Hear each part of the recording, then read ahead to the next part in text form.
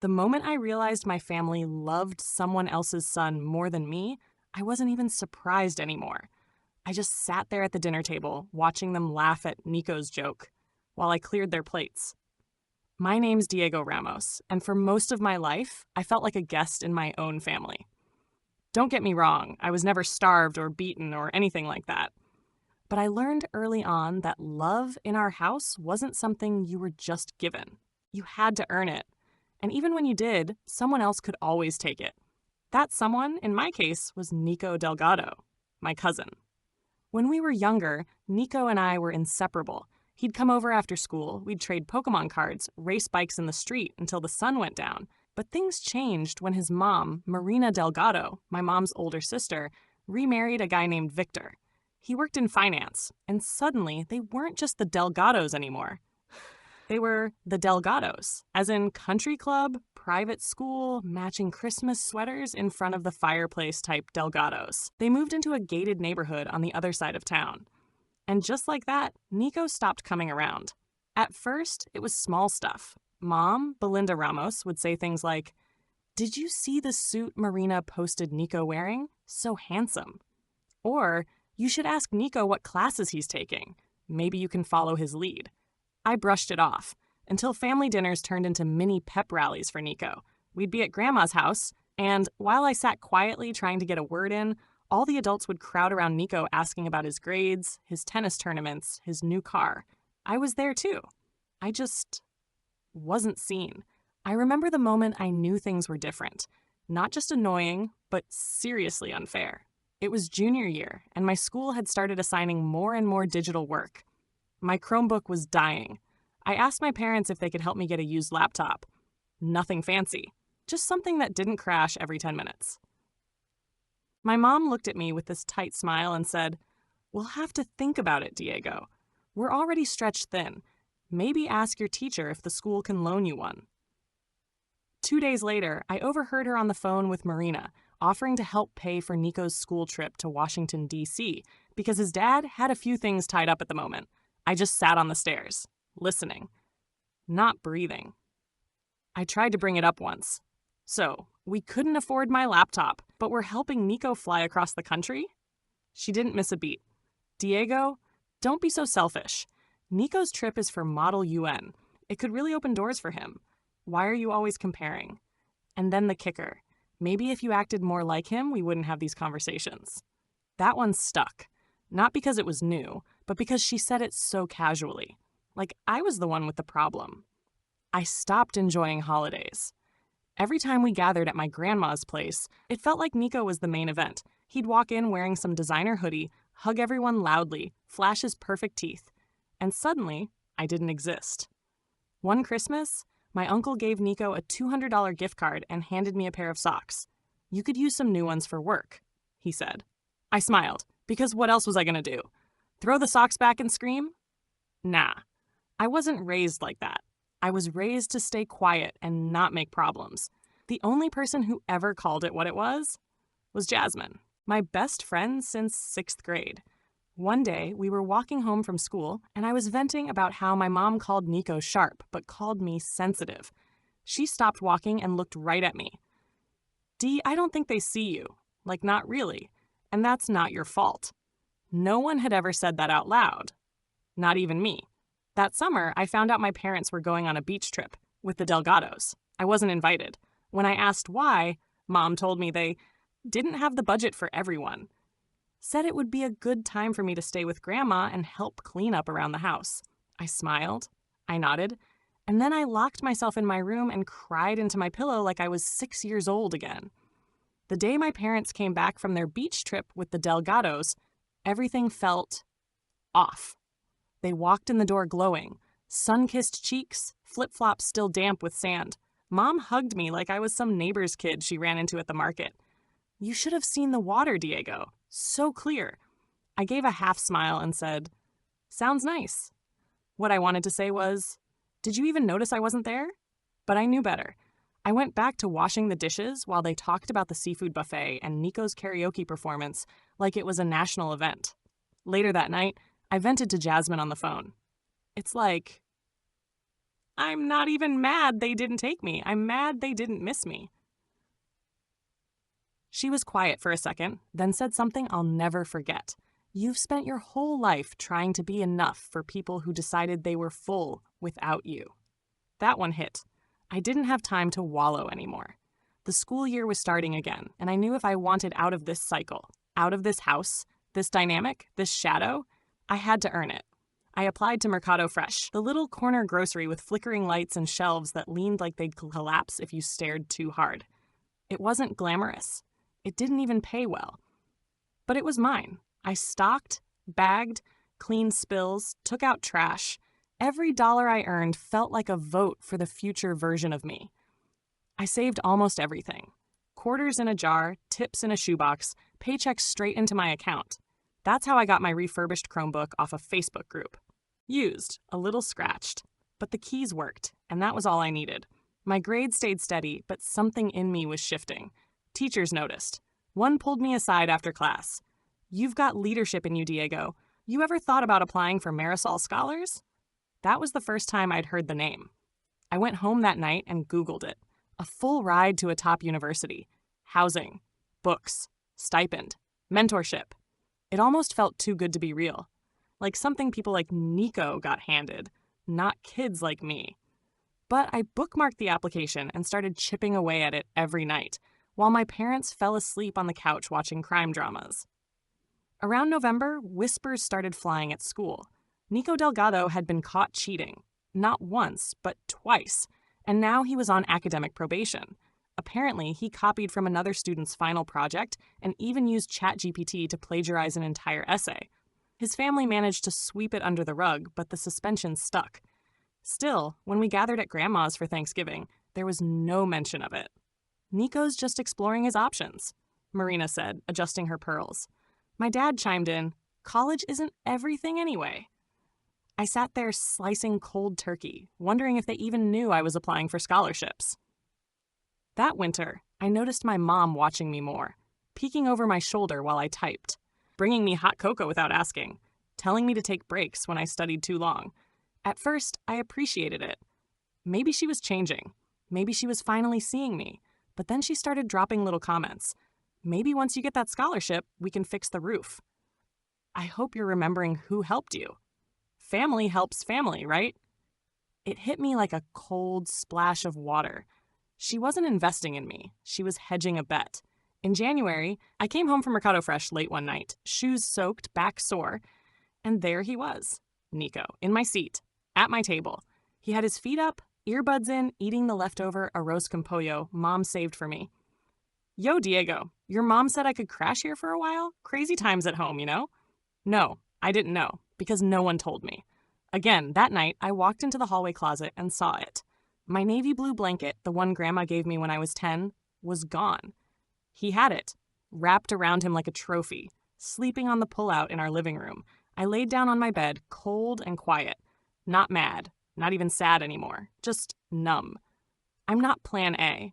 I'm Plan B, I whispered to myself. And Plan B doesn't get a blanket. I was in the back room of Mercado Fresh, wiping down a stack of milk crates, when I got the notification. "Subject, congratulations, Diego Ramos. You've been selected." At first, I thought it was spam. Then I opened it, and my heart stopped. "You've been accepted into the Marisol Scholars Program. Full tuition, room and board, monthly stipend. Welcome to the future." I sat down on a crate and stared at the screen until my hands stopped shaking. It was real. I did it. And I did it alone. I ran all the way to Jasmine's house. Didn't even text first. When I showed her the email, she screamed so loud her neighbor peeked through the blinds. "Diego, I knew it! I knew it! You're getting out of here!" We hugged in the driveway, laughing like we were 10 years old again, before life got messy.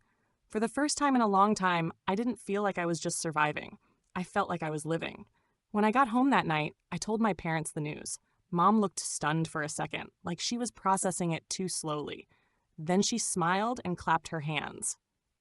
"My son, a Marisol scholar. See, all that hard work paid off." She called my Aunt Marina right away. Within 48 hours, we had a family dinner thrown in my honor. Cousins I hadn't seen in months showed up. Even Nico came, sitting there in one of my dad's old button-downs like nothing had happened. Man, I always knew you had it in you, bro, he said, raising a soda like we were best friends again. I smiled politely. But inside, I remembered every time he'd laughed when I got picked last in gym. Every time he took the seat I wasn't offered. Every time he lived in my space like it belonged to him. Over dinner, I listened to my mom tell story after story about how she always believed in me, how proud she was of my dedication, and how tight things had been, but we never let go of hope. I wanted to laugh. There was no mention of skipped birthdays, no mention of being left behind, no mention of Nico sleeping in my bed while I worked nights to afford a computer. They were rewriting the whole thing like it was some movie they helped direct. We've always supported Diego, Mom told Marina. He just needed the space to grow. Yeah, if space to grow meant being ignored unless someone else wasn't available. After dinner, I found Nico alone on the porch, scrolling through his phone like he was looking for a lifeline. My dad's business is tanking, he said suddenly. Some investment went sideways. IRS is involved now. I nodded. He looked at me. For the first time, not smug, not cocky, just uncertain. You're lucky, man. You got out. I almost felt bad for him. Almost. About a week later, my mom knocked on my bedroom door. Hey, sweetie. Can we talk? I looked up from my laptop. Sure. She sat down on the edge of my bed, fidgeting with the hem of her sweater. You know your cousin's having a rough time, and Marina's stretched pretty thin. We were wondering if maybe, just for a few months, Nico could stay with you at college, just until they get back on their feet. I blinked. You want him to live with me? In my dorm? It wouldn't be forever, she added quickly. Just long enough to give him a fresh start. I stared at her. She looked hopeful, and for a moment the old part of me, the quiet, obedient Diego, almost said yes. Almost. I'm sorry, I said calmly. But no, I worked for this space, this chance. It's mine. Her face fell. But he's family, I nodded. So am I, and nobody made space for me. She didn't argue, just nodded slowly and left the room. And for the first time in my life, I felt taller than the house I grew up in. I packed for college in silence. No big send-off. No long emotional goodbye. Just me, my dad's old SUV, and 2 beat-up duffel bags. Mom was in the kitchen washing dishes like it was any other Saturday. Dad was outside fixing a fence that had been broken since I was 12. Nico? Still on the couch, scrolling through his phone like he didn't notice I was leaving. Maybe he didn't. Text us when you get there, Mom said without turning around. I didn't answer. Not out of anger. Just, I'd stopped expecting anything more. When I arrived at campus, the RA handed me a key and pointed to a 3rd-floor dorm room. Tiny desk, narrow bed, thin mattress, but the door had a lock. The space had quiet, and the closet had just enough room for me. I sat down, not unpacking right away. For the first time in my life, no one needed anything from me. I wasn't the middle child, wasn't the backup plan, wasn't the one they called when Nico messed up. I was just Diego. And that felt like freedom. The calls started a few days later. How are the classes? Do you have enough food? Hey, would you mind checking if your student loan forms can be transferred? Nico's got a late fee and... That last one stopped me. No, Mom. I can't. I'm sorry. Well, it's just paperwork, Diego. You act like we're asking for your scholarship. You kind of are. So that's it? You're just cutting us off? No, I'm just keeping what I earned. She hung up. I stood there for a while, phone still in my hand. Not angry, just tired and proud. Because I said no. And this time, I meant it. The first month was weird. I didn't know what to do with the silence. I'd wake up waiting for shouting downstairs or someone barging into my room to ask for something. But it never came. Instead, I learned to like the quiet. I made instant noodles at midnight. I walked across campus in the rain just because I could. I took long showers without hearing knocks on the door. I even started reading again. Not for grades, but for myself. When you've spent your whole life making yourself small, there's something wild about finally stretching out. Jasmine came to visit during fall break. She walked into my dorm, looked around at the space, and smiled. So this is what freedom looks like? No. This is what being left alone looks like, I said, half joking. Same thing sometimes, she replied. We spent the weekend watching old movies on my tiny laptop and talking about how far we'd both come. She was taking nursing courses at a community college nearby. Still grinding. Still showing up. Before she left, she hugged me and whispered, "You really did it. You broke the cycle." I didn't cry, but I wanted to. Late one night, I got a DM on Instagram. Nico Delgado, congrats again on the scholarship. I know I was a jerk. You deserve better. It wasn't much, but it was more than I expected. I read it, reread it, closed it, didn't reply. Not because I hated him, but because that chapter was already closed. Some stories don't need sequels. By sophomore year, I started mentoring younger kids through a program my school ran with the local community center. I was paired with a 7th grader named Marlon, quiet kid, hoodie up all the time, barely spoke. At first, he'd only nod when I talked, maybe scribble something in his notebook. But one day, after we finished reviewing math homework, he asked, "Did your family ever make you feel like you weren't enough?" I froze. Then I said, "All the time," but that didn't mean it was true. He nodded, slowly, didn't say anything else. But the next week, he brought 2 friends with him to tutoring. That was the first time I really believed I was making a difference. Over time, I stopped trying to force a relationship with people who only clapped when I succeeded. I still text my mom sometimes, check in with dad on his birthday, but I keep it short, and I don't feel guilty anymore. Because real family? It's Jasmine showing up with hot Cheetos and duct tape when my chair broke. It's my roommate lending me his charger without asking questions. It's Marlon inviting me to his middle school graduation and calling me Coach D. That's love. That's real. I used to think saying no was selfish, that choosing myself meant abandoning everyone else. But what I learned is this: you can forgive people without letting them back in. You can move forward without dragging their weight behind you. The first time I said no, they called me cold. The second time, they called me selfish. But now, they don't call me at all. And that's okay, because I finally said yes to me. Thank you for listening.